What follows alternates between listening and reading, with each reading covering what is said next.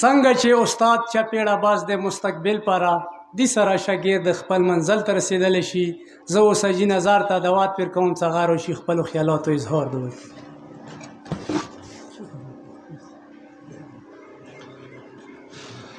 انا لله و انا الیه راجعون. پاکه پروردگار او عظیم و شهدا و درجه بلندی وګرځولې کی. زه علما،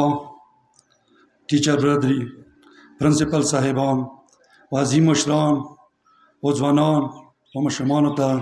السلام علیکم. خبرې خو ډېر عظیمو کسانو وکړي، خو بهرحال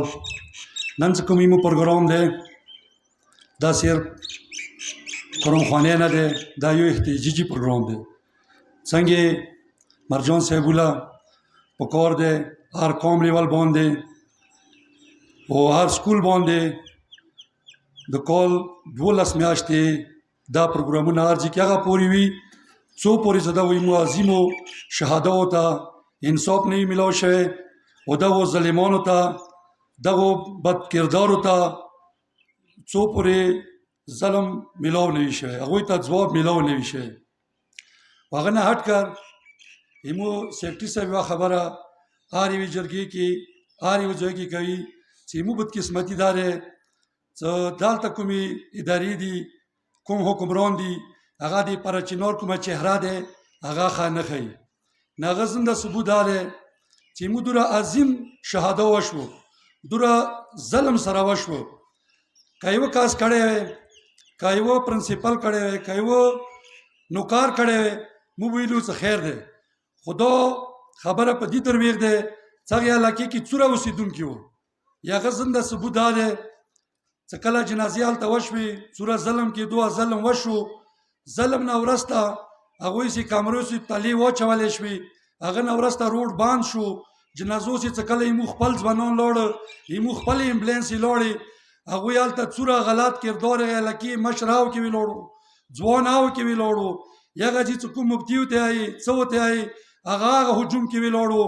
هغه نازیبا الفاظ استعمالول، هیڅ قسم اظهار رحم اظهار نه وکړو. نو هغه علاقې کې چې څوک اوسېدونکي دي ترې منګل کې هغه ټول د ظلم دا کردار کې شامل دي. هیڅ قسم دا نشته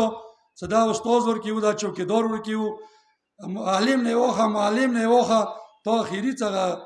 وړوکې گزار کوای شي دو درو کولو بچه هغه پورې ټولو کې شامل وي. چهره چې مو خانه شي هغه داغه ده موږ دوره ظلم وشو، هغه باوجود ایمو مشرو که ایمو چوک ذمہ دارو که ایمو پیشیمامو که ایمو تنظیمو اوسه پورې سرکار یوې خښتې ته نقصان نه ورکړو. ویلې چې مو ټول چې کوم دلته اوسېږو د مولا منونکي مو محب وطن یو، مو وطن هر یوې انچې خیال ساتو، مو وطن دپاره قربانۍ ورکوو. خو هغه باوجود پاکستان کې یوه وړه غونډه کې کیسه پېښه شوې ده. نن کې سرکار څوره املاک وکسي هغوی ته څوره نقصان میلاو شو، موټروې باندې څوره نقصان میلاو شو،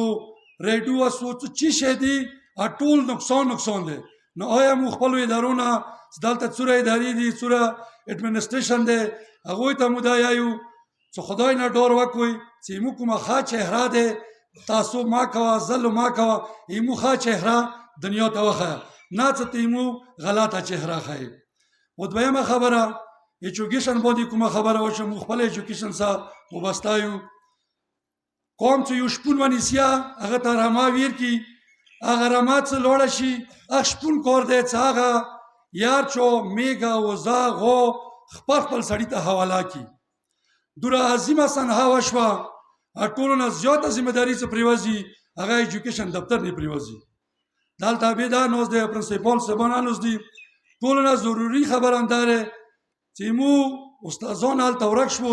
خو ایجوکیشن کې پوسټ افسر نه وخت کوزه کلرکه پورې هېڅوک نن ورځې پورې مو نه ولیده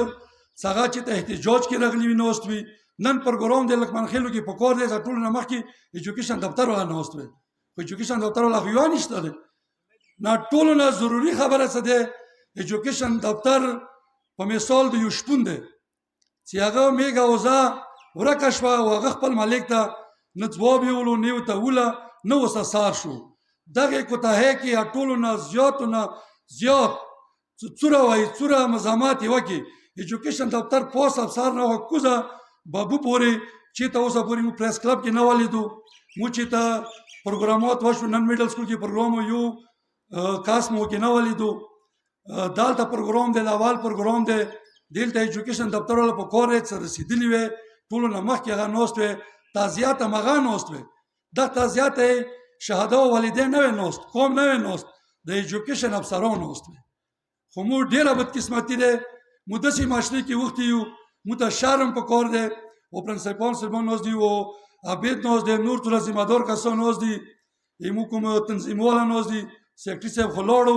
په کار د دا دی چې ټولو نه اول د ایجوکیشن څوره املا دی هغه ټوله د چینج کړلی شي هغه نه هټ کر د نورې خبرې بیا کېږي او هغه نه هټ کر عوام ته یوه شی په کار دی هغه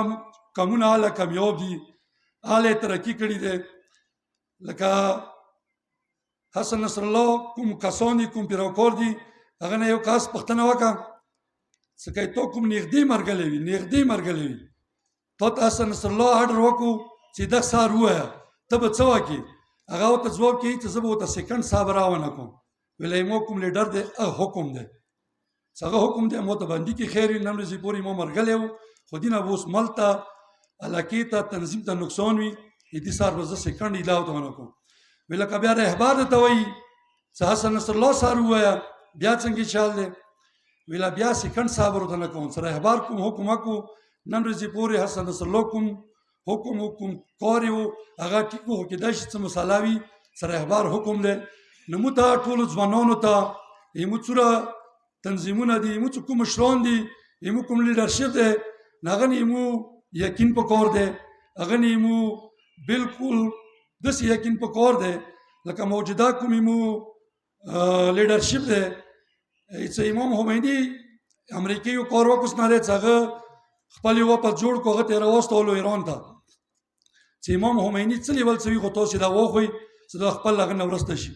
ویله کله هغه راغله کسان راغلو واپس راغلو چې امام خمیني کوم ځای کې ناست هغه چې تر ورسېدو چې هغه یې ولیدو نو هغه یې په ځي باندې ناست دی و چکنی پلیټ یې دی او پیاز یې د ماړۍ خوري هغوی هم هغه ځای نه واپس شول سیاره دا خو چې یو سړي دور هغه نشته څه بنګلې یو ماړۍ دا پوزیشن دی نو دا به موږ څنګه وخورو زموږ خپل لیډرشپ باندې انداشه یقین په کار دی چې انشاءالله الرحمن څخه لیډرشپ وي بیا به موږ مقام ته رسېږو یوه ځای ته به رسېږو او نور زه خپل ځان طرف نه قوم طرف نه او سټاف طرف نه څومره یې موږ درندول منه راغلي دي څومره چوک راغلي دي ټولو زړه ګهرۍ او نه شکریه کوو الله پاک تاسو ته اجر عظیم عطا کړلی وسلام